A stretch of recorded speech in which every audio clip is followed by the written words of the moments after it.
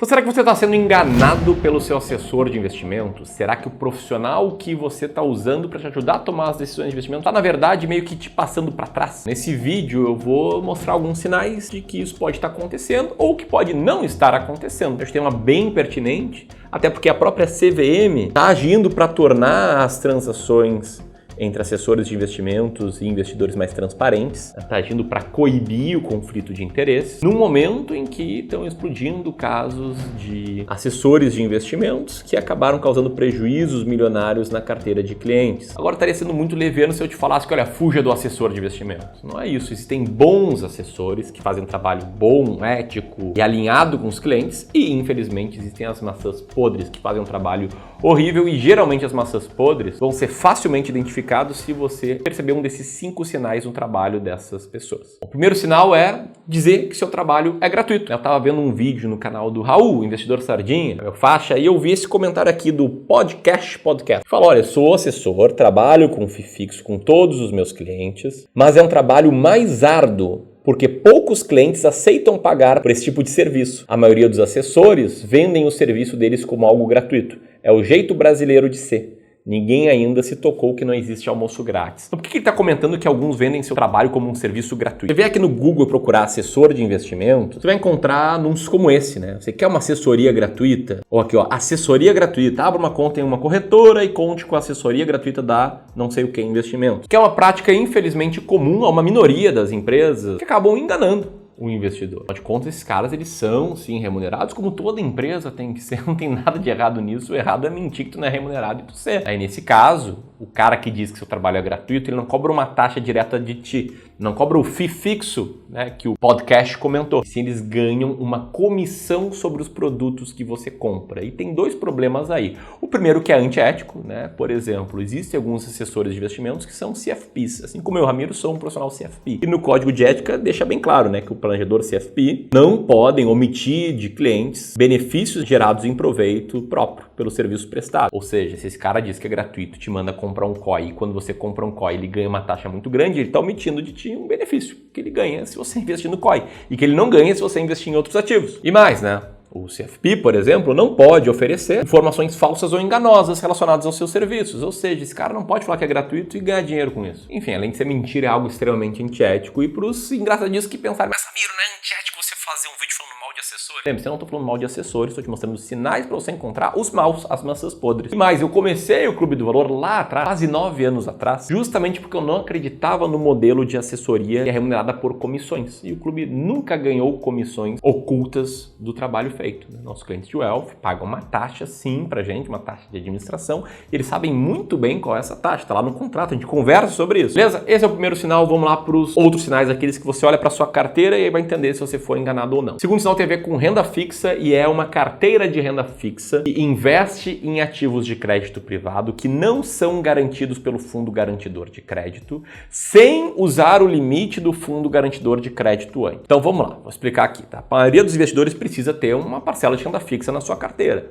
Raros são aqueles cuja carteira ideal é 100% renda variável. Dito isso, renda fixa é uma classe de ativos que é enxergada, né, vista como uma classe com menor risco. Porém, nem sempre é assim. O primeiro risco é o risco de mercado, né? Ativos pré-fixados, atrelados da inflação, eles podem se desvalorizar de tempos em tempos. E vale até para títulos públicos que são super seguros em termos de suas chances de tomar calote, mas que podem variar. Aqui o Tesouro IPCA+, crescimento 2045, por exemplo, passou por vários períodos de queda aí de 30%, 40% no passado. Beleza, mas aqui eu estou falando do risco de crédito. O que é o risco de crédito? É o risco do emissor do título que você comprou dar calote.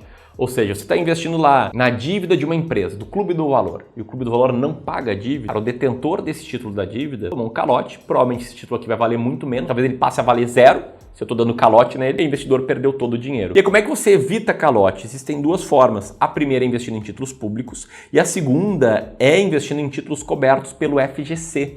O que é o FGC? FGC é o Fundo Garantidor de Crédito, que é uma instituição privada, tem como missão proteger tanto os depositantes quanto os investidores. Eles fazem isso com uma garantia de até R$250 mil em investimentos como depósitos à vista, poupança, LCs, LHs, LCIs, LCAs, CDBs, RDBs. Ou seja, se você tivesse investido num CDB do Clube do Valor, se o Clube do Valor fosse um banco, tivesse investido lá 100 mil reais e a gente quebrou, deu calote na dívida, você ia lá, recorreu ao FGC que pagaria para ti esses 100 mil reais. Pagaria o seu investimento mais os juros, que rolaram desde quando você investiu até a empresa decretar falência, ou no caso aqui de bancos, liquidação. E geralmente a FGC faz esse ressarcimento em 30 dias, num processo super simples atualmente, que você consegue fazer pelo próprio aplicativo do celular. E além disso, essa garantia vai até R$1 milhão.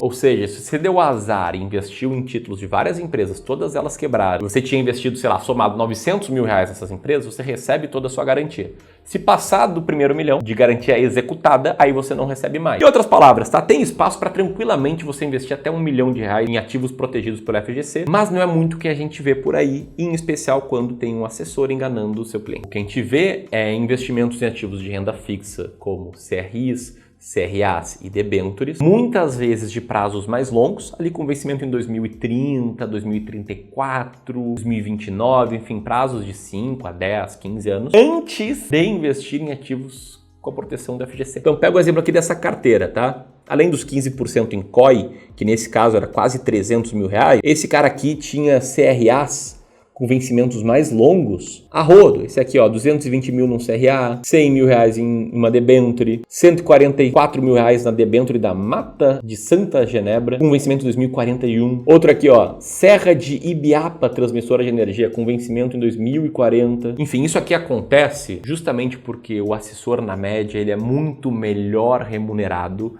quando ele te vende CRIs, CRAs e debêntures, em especial com vencimento mais longo, em 2030 e 2040, do que ele é remunerado quando ele te vende CDBs, LCIs e LCA. Por isso, esse aqui é o nosso segundo sinal de que você está sendo enganado, está pagando mais taxa do que deveria. E nesse caso aqui, correndo muito mais risco do que deveria. O terceiro sinal é você ter uma alocação relevante em fundos CETIPados. Fundos CETIPados são fundos de investimentos registrados na CETIP, que é uma organização que fornece serviços de registro, custódia, negociação e liquidação de títulos privados e públicos. E os fundos CETIPados, eles são negociados via balcão e não via bolsa. Na maioria das vezes que um assessor vende um fundo CETIPado, ele vende numa emissão primária que paga mais comissão. E aí, comparando essa questão de ser negociado em balcão com ser negociado em bolsa, se você, por exemplo, investir num fundo imobiliário negociado em bolsa, você pode ver quanto esse seu investimento está valendo ao abrir o home broker. Você vai ver a variação positiva ou negativa da cota, além dos dividendos que você recebe. E mais, você consegue vender, né? Consegue abrir o home broker e fazer a venda. Então você tem uma liquidez facilitada. Nos fundos CETIPados não acontece assim. Tá? Você compra a cota, provavelmente influenciado pelo assessor e pagando uma comissão maior, e aí não vê mais a oscilação dessa cota, só vê os dividendos pingando, sem saber quanto é que está valendo o seu ativo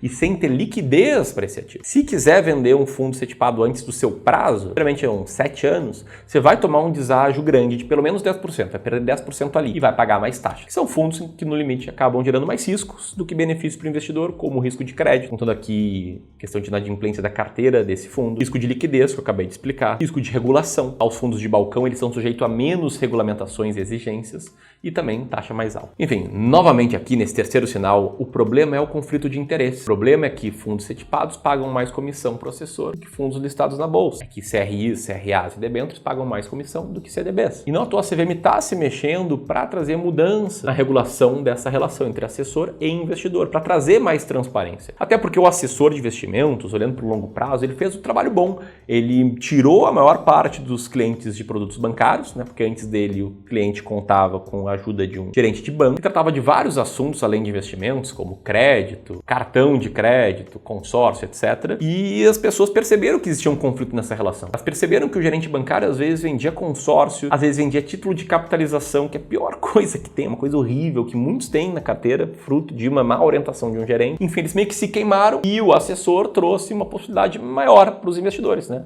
Uma ampla mais diversificada de produtos, com taxas melhores. Então eles não fizeram um mau trabalho.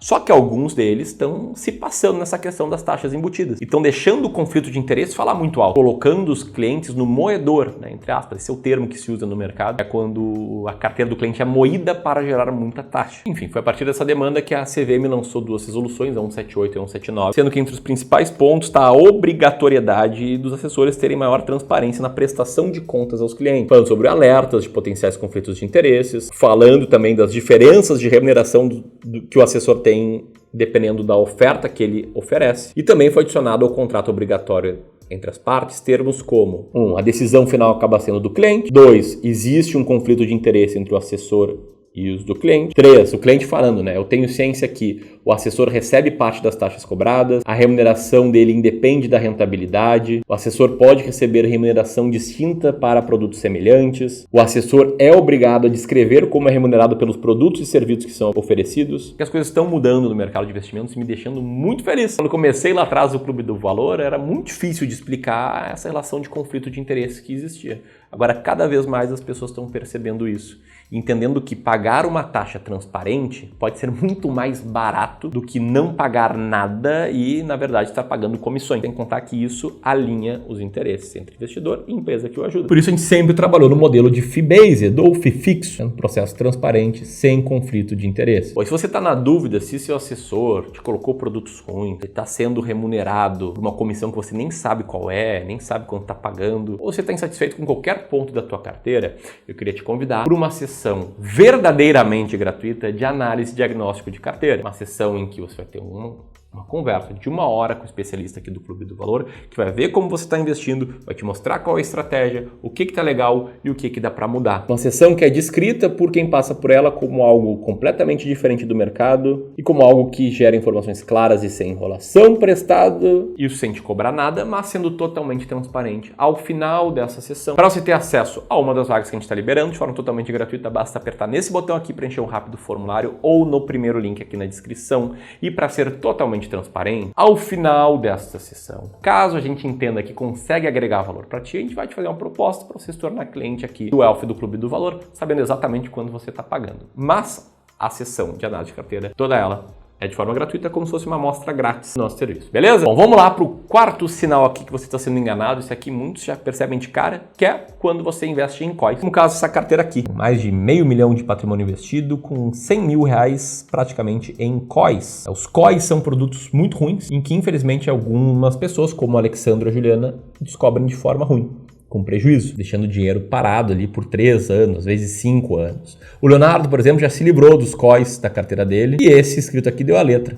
O problema está na orientação errada e não no investidor. O estoque de COIs superou os 20 bilhões entre 2014 e 2021, que é quase 1/3 do valor investido em todos os títulos públicos disponíveis no Tesouro Direto, que foi 62 bi em 2020. E que assim é muito comum de pegar uma carteira que tenha pelo menos 10% em COI, como essa aqui que está na tela, que tinha quase R$300 mil em COI, quase 20%. Essa aqui que tinha 15% em COI. O grande problema do COI não é a estrutura em si, e sim a alta taxa que essa estrutura tem, o que a torna uma estrutura ruim. Nessa reportagem aqui do E-Investidor, um COI chega a pagar até 5% de comissão na venda. Que, de novo, não é uma crítica aos assessores como um todo, mas sim aos assessores que vendem. É algo diferente aí do Robson, que falou que mesmo sendo assessor, COI é algo que ele não aconselha para nenhum cliente, porque certamente ele segue aí o código de ética. E, aliás, esse negócio de COI aqui não é opinião minha, tá? Foi comprovado no estudo da FGV que 90% dos COIs são roubadas, rendem menos que o CDI. E aí a gente tem o quinto sinal, que acaba sendo uma malandragem que felizmente a minoria faz. Quem faz está realmente prejudicando muito seu cliente. É a troca constante de assessor. Como é que esses caras fazem, tá? Se na média eles são remunerados por comissões, que inserem na compra e na venda de produtos, em algumas empresas o modus operandi é: chega um cliente novo, alguém que atende faz algumas alocações, aloca ali a carteira desse cara, geralmente com uns 20, 30% de produtos com taxas extremamente elevadas, como CRI, CRAs, debêntures, operações estruturadas e COI, e outros 70%, eventualmente alguns fundos e alguns ativos com liquidez, coisas não tão ruins. E aí passa um tempo, cara, questão aqui de 3, 6 meses, e há uma troca de assessor. E o novo assessor vem lá e pega esse 70%. Fala, ó, vamos mudar de estratégia, isso aqui não tá tão bom. O que tá bom agora é esse COI novo que tá saindo. Esse fundo de private equity. Ele vai lá e pega os mais comissionados mesmo, e aí gera mais comissão em cima dessa carteira para, adivinha, trocar de novo de assessor em menos de 1 ano. E o pior de tudo é que tem gente que é tão inescrupulosa que depois de colocar vários produtos com taxa, de boletar, é outro termo técnico aqui usado pela indústria, o segundo ou terceiro assessor é um cara que vem e apresenta o FII fixo. Fala, não, a gente vai oferecer aqui um trabalho de FII fixo. Eu vou cobrar 1% sobre essa tua carteira e aí meu interesse está alinhado com o teu. O que de fato o FII fixo traz, o que é muito bom. Só que se você entra com o FII fixo, depois da carteira tá toda travada, tá cheia de COIs que vence daqui a 3, 5 anos, debêntures com baixíssima de liquidez, fundos setipados, private equity, não tem o que esse cara possa fazer.